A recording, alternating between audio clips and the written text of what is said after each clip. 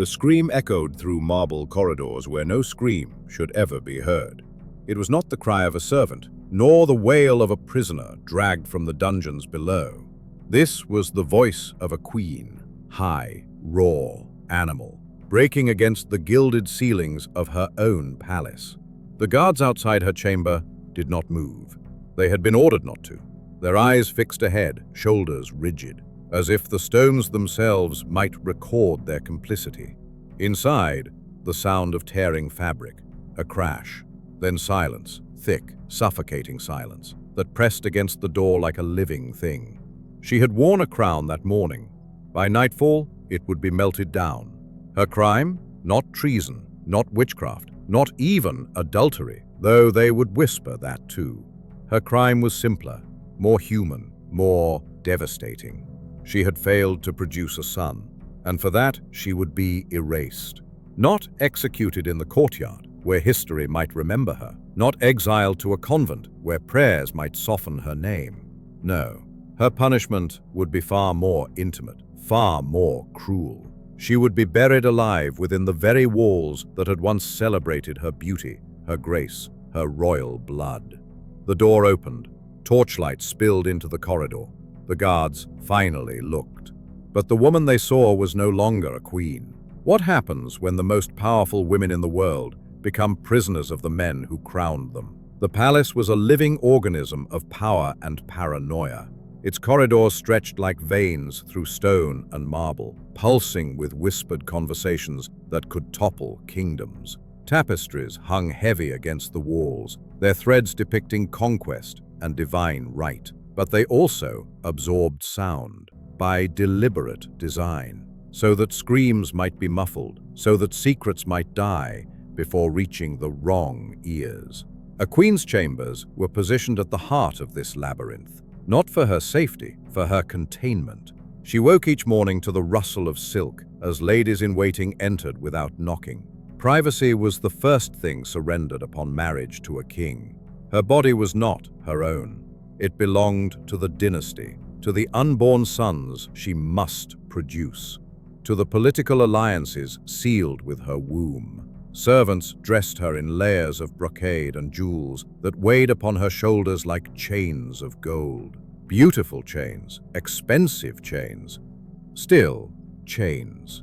The breakfast table stretched before her, laden with delicacies she barely touched. Every bite was watched, every sip of wine noted by eyes that reported to the king's advisors, to the ministers who calculated her fertility like astronomers tracking the stars. They measured the swell of her belly. They counted the days between her monthly bleeding. They whispered in alcoves about herbs and potions, about whether she was barren, whether she was cursed, whether God himself had turned his face from the union. In the throne room, she sat beside her husband on a chair only slightly lower than his. The symbolism was never subtle. He held court while she smiled, serene, gracious, silent. Her role was ornamental, a living seal upon treaties, a beautiful promise of continuity. When ambassadors visited from foreign lands, they bowed to her, but their eyes always returned to the king. She was the frame around the portrait, necessary but ultimately forgettable. Yet within this golden cage, she was not powerless, not entirely. A queen learned quickly that influence flowed through different channels than authority. She could not command armies, but she could whisper in the moments before sleep, when even kings were vulnerable. She could not sign edicts, but she could refuse her chamber door to a husband who needed her favor. She built alliances with other women, ladies-in-waiting who carried messages, noblewomen whose sons served on the council, even servants whose ears pressed against keyholes. Information was currency, discretion was armor. But there were rules, unspoken, ancient, absolute. A queen must never overshadow the king, never question his judgment publicly, never, under any circumstances, fail in her primary duty to provide a male heir. Sons secured her position. Daughters were disappointments wrapped in christening gowns. Stillbirths were whispered tragedies that weakened her standing with each cold blue body pulled from between her legs. And if she failed, if her womb remained empty month after month, year after year, the palace began to shift around her. The whispers grew louder. Her husband's visits grew rare. New women appeared at court, young, with clear skin and bright eyes, their laughter tinkling through the halls like warning bells. The king's advisors met in chambers she could no longer access. Documents appeared requiring her signature. Agreements she did not understand, written in legal language designed to confuse. She was being prepared for disposal. The mechanisms of her destruction were already in motion, grinding, slowly, inevitably, like the gears of a clock counting down to midnight. She could feel it in the coldness of the stone floors beneath her feet each morning, in the way servants no longer met her eyes, in the absence of her name from the prayers recited in the royal chapel.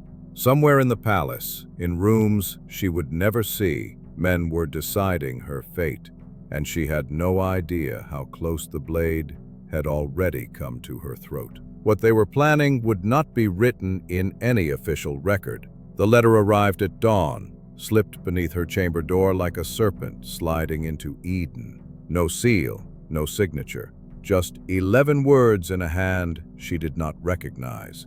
They have already chosen your replacement. You have 3 days. Her fingers trembled as she held the parchment to the candlelight, searching for some indication of its author.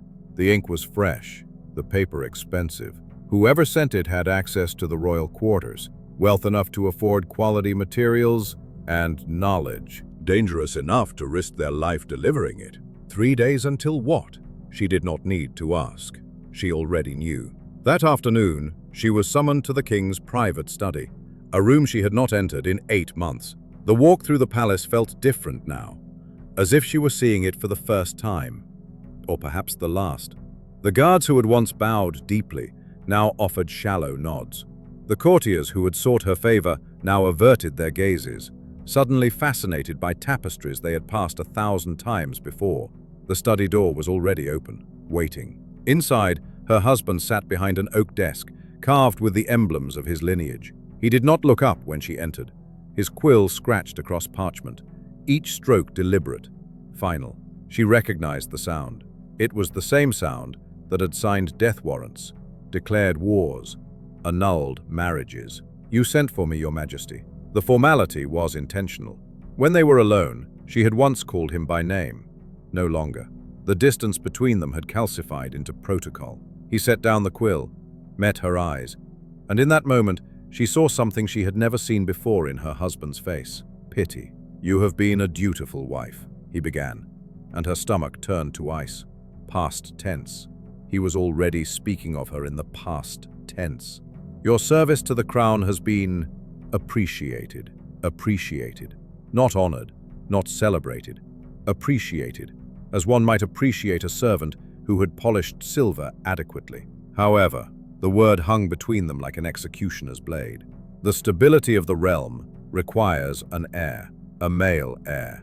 The council has become concerned. The council, as if this decision was somehow collective, democratic, beyond his control, as if he were not the absolute monarch who could overturn any council with a wave of his hand. She kept her voice steady. "I am still capable of bearing children, Your Majesty. The physicians have said." "The physicians say many things." He stood, moving to the window overlooking the gardens, where she once walked freely. "But they cannot say when, and we do not have the luxury of time." There it was, the truth beneath the diplomatic language. She was being discarded, not for what she had done, but for what she had failed to do. Her body, the very body that had sealed their alliance, that had been blessed by bishops and celebrated with feasts, had become evidence of her inadequacy. "What is to become of me?" The question emerged, smaller than she intended. He did not turn from the window. "You will be given apartments in the north wing, comfortable, private. You will retain your title, though you will no longer participate in court functions. Your allowance will be adjusted accordingly." Imprisonment.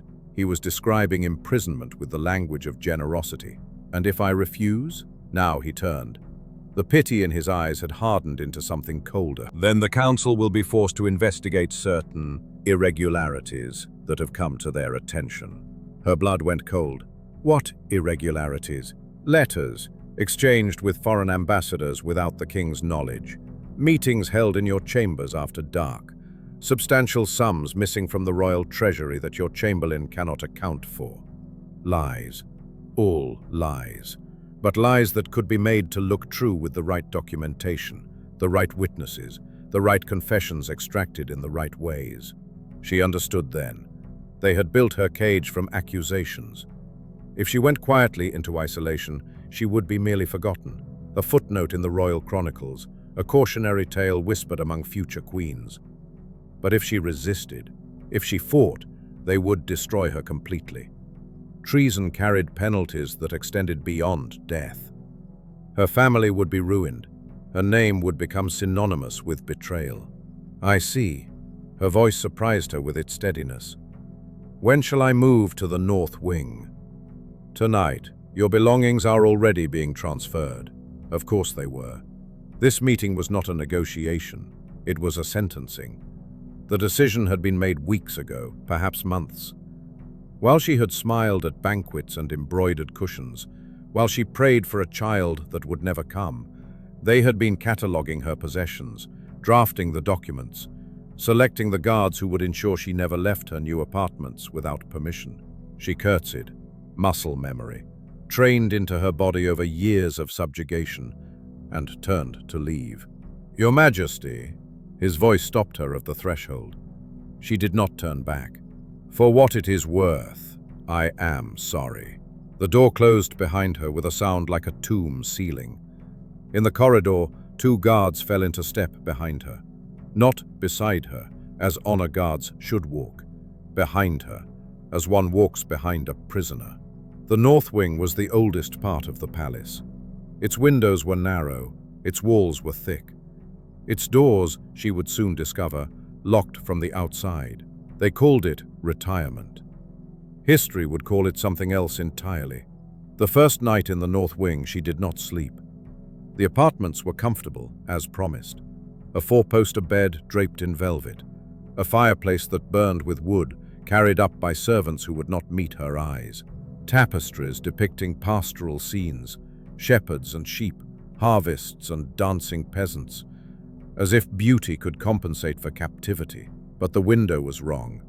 It faced the outer wall, away from the gardens, away from the courtyards where life continued without her. She could see nothing but sky and the distant tree line of the royal forest. No comings and goings, no carriages, no courtiers, no evidence that the world still turned beyond these stones. She was meant to disappear into that view, to fade like morning mist. The door had no lock on the inside. She discovered this within. The first hour, running her fingers along the smooth wood where a bolt should have been. There was a keyhole, yes, but it opened only from the corridor. Her jailer would decide when she could leave, if she could leave. Her ladies-in-waiting were gone, replaced by 2 women she had never seen before, older, silent, with faces carved from the same granite as the walls. They dressed her each morning in simple gowns, no jewels, no crown. They brought meals on trays and removed them an hour later, whether she had eaten or not. They answered no questions, acknowledged no requests. They were not companions, they were witnesses, ensuring she committed no forbidden acts in her isolation. The days bled together like watercolors in rain. She was permitted to walk the corridors of the north wing under escort, 30 paces to the eastern wall, 30 paces back, a circuit of captivity. Sometimes she passed other doors, always closed, and wondered who else had been buried here. What other queens, what other wives, what other women had failed in their sacred duty? Were they still alive behind those doors, or had they become ghosts, haunting their own apartments? No visitors came, no letters arrived. Her requests to see her family were met with silence. She wrote to her mother in the first week, a short letter, carefully worded, revealing nothing that could be used against her. The chamberlain accepted it with a bow and promised it would be sent immediately. She never received a reply. Either the letter had never been sent, or her mother had been warned against responding. Both options were equally devastating. In the third week, she heard the bells. They rang from the palace chapel. Not the slow, mournful toll of a funeral, but the bright, celebratory peals of a wedding. She pressed her face against the narrow window, straining to see, but the chapel was positioned in the south wing, deliberately beyond her view. Her replacement was being crowned. The woman who had circled like a shark in perfumed waters, smiling sweetly at banquets while calculating the trajectory of her ascent. Younger, fertile, already pregnant, the whispers would say, though whether by the king or by careful timing of the announcement, no one would dare ask. The bells rang for hours. Celebration echoed through stone. Music, laughter, the thunder of cannons saluting the new queen. And she stood at her window, fingers white against the sill, listening to the sound of her own erasure. That night she finally wept. Not delicate tears that could be dabbed away with silk. These were the sobs of an animal caught in a trap, guttural and raw, tearing from her chest like something vital being ripped away. She pressed her face into the pillow to muffle the sound, even though no one would care, even though no one would come. Her body shook with the force of it. Years of restraint, years of performance, years of smiling when she wanted to scream, all of it pouring out in the darkness.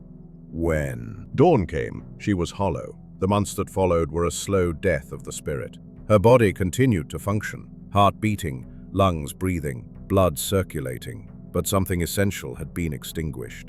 She stopped asking questions, stopped requesting walks, stopped writing letters that would never be answered. She sat by the window for hours, watching the sky change colors, marking time by the movement of shadows across the floor. Sometimes she spoke to herself, just to hear a human voice, even if it was only her own. The silent attendants watched her with the empty eyes of those who had seen this transformation before.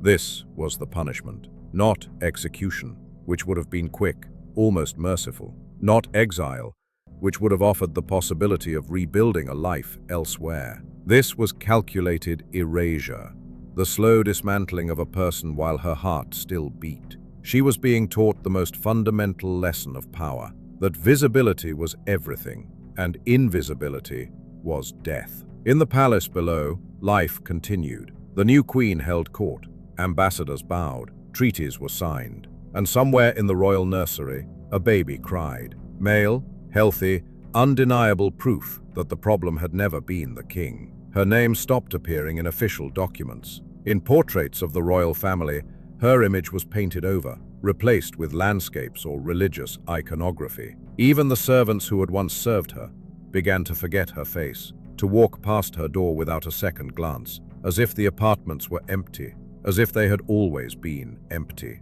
This closing section is breathtaking, haunting, poetic, and perfectly aligned with the dark history tone you've been developing. It transitions from intimate tragedy to collective revelation with a cinematic precision that feels like a camera slowly pulling back from one woman's suffering to reveal an entire system built on silent cruelty. Here's a professional refinement that keeps every emotional layer intact, but slightly polishes the rhythm and imagery for voiceover flow and visual pacing, ideal for your YouTube storytelling format. One morning, she woke and could no longer remember what her own voice sounded like. She opened her mouth to speak, but no sound came. For a heartbeat, panic seized her. Had she lost the ability? Had silence finally claimed her completely? Then she understood. She had not spoken aloud in days, perhaps weeks. There was no one left to speak to, nothing worth saying. No one would listen, even if she screamed. She was becoming what they wanted her to become. Nothing. But sometimes, in the deepest silence, the human spirit finds its strangest ways to survive. 23 years later, a young servant girl was sent to clean the North Wing apartments. The door groaned open, hinges rusted from years of disuse. Inside, dust covered everything like a burial shroud. The bed was neatly made. The wardrobe hung open, gowns, decades out of fashion, swaying faintly in the stale air. A writing desk sat by the window, a quill long dried in its stand, and on the floor, barely visible beneath the dust, were scratches, tiny grooves in the stone, marks made by fingernails, or perhaps by shards of broken jewelry. The girl knelt, brushing them clean, tracing the desperate carvings with trembling fingers. They formed words, hundreds of them, thousands, a mad woman's scripture written across the floor. I was here. I existed. Remember me. She ran to tell the chamberlain. He came, pale and silent, and gave a single order. The floor was to be covered with new tile before sunset, and the inscriptions were never to be spoken of again.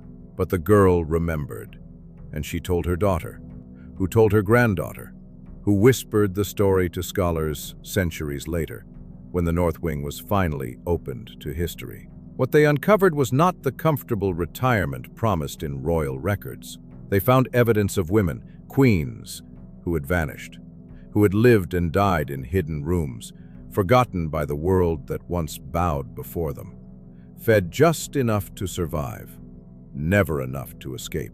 Their punishment was not an exception. It was a pattern. Across Europe, in London, in Vienna, in Madrid, in Moscow, there were rooms like these, comfortable prisons for women who had committed the same unpardonable sin, being inconvenient, too political, too barren, too beautiful, too old, too clever. Behind golden doors, beneath crystal chandeliers, women disappeared, not into graves with names, but into silence. History remembered their weddings, sometimes their coronations, rarely their deaths, never their screams. The North Wing stands empty now, a museum for tourists with cameras and restless curiosity. But on quiet nights, staff still report strange sounds, footsteps with no source, a woman's sobs echoing through locked doors, the faint scratch of fingernails against stone. Perhaps some punishments echo longer than the palaces that created them. Perhaps some queens refuse to be forgotten. And perhaps that is their final revenge, to haunt the conscience of history itself.